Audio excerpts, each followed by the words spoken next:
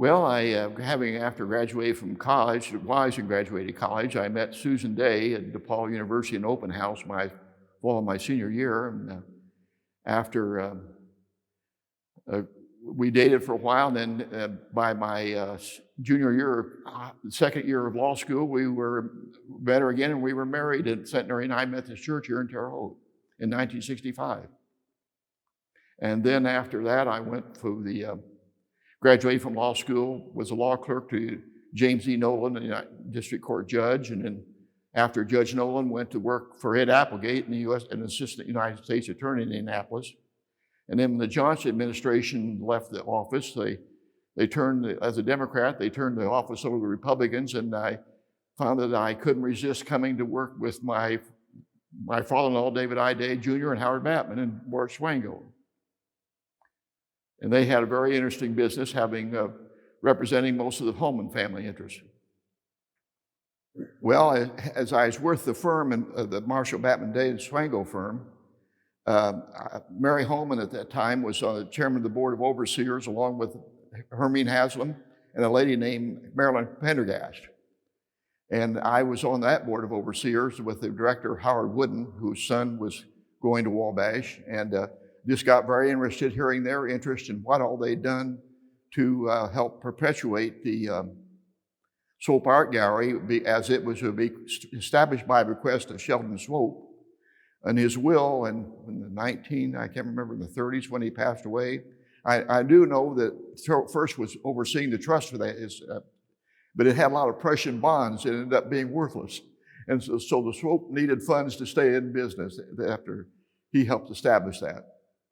My son-in-law, we've always encouraged the family to visit the Swope along with their children. My son-in-law, Richard Shagley, has had something to do with it. And of course, his father became one of the circuit court appointed board of overseers, which was established under Sheldon Swope's will, that the circuit judge here nominated 3 people to oversee the gallery.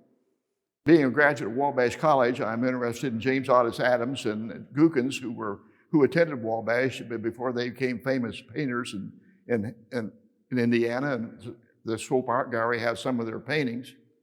But also the John Rogers Cox painting, I was aware of the Imes family had, and had my eye on for a number of years to hopefully someday we could be added to the Swope Art Gallery collection of John Rogers Clark, as he was so important in initially setting up what I've ever heard from many other people.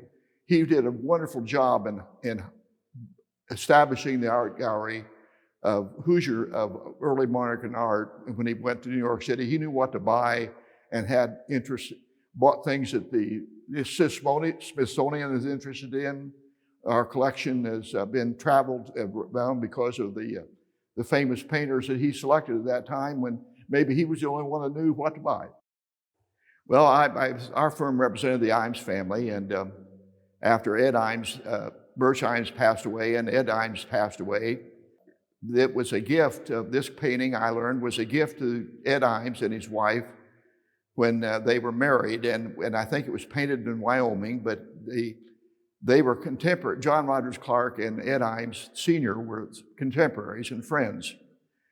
His son, Ed Imes Jr., inherited that from his father, and it was hung above Ed's fireplace for about 20 years, and I kept watching that painting, hoping that someday I could talk Ed into maybe and his sister, the family, to donate it to Swope Art Gallery, because it's one of the few ever Cox's paintings I've seen.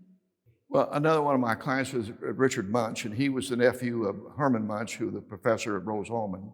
Richard was a graduate of Rose-Hulman and had helped produce penicillin, Eli Lilly, until his retirement. He was a bachelor and married and has substantial assets, and as he grew older, at my age of 81, he needed to do something with his assets and his estate planning.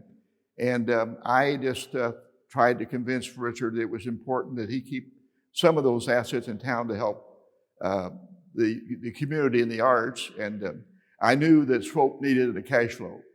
It really had helped the future of Swope to have, if he would donate a substantial amount of money from his will to establish a fund to perpetuate Swope Art Gallery.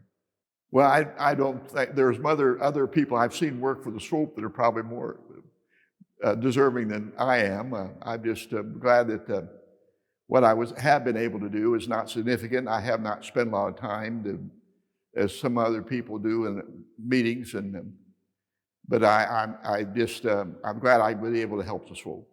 Would add that having gone to Wabash College, where I learned something about art, and having traveled with its glee club in a 30-day European tour, I got to visit most of the major art museums in Europe.